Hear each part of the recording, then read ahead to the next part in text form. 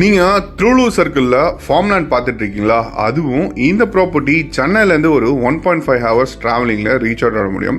இந்த ப்ராப்பர்ட்டி எக்ஸாக்டாக எங்கே லொக்கேட் ஆகிருக்குன்னு பார்த்தீங்கன்னா, திருவள்ளூர் நெக்ஸ்ட் காவேரி ராஜபுரம் என்ற ஏரியாவில் லொக்கேட் ஆகிருக்கு. சுற்றி இதில் ஃப்ரண்டேஜ் மட்டுமே ஒரு 500 அடி ஃப்ரண்டேஜ் அவைலபிள் இருக்குது. இந்த ப்ராப்பர்ட்டியில் ஒரு நல்ல கிணறோடவே அவைலபிள்.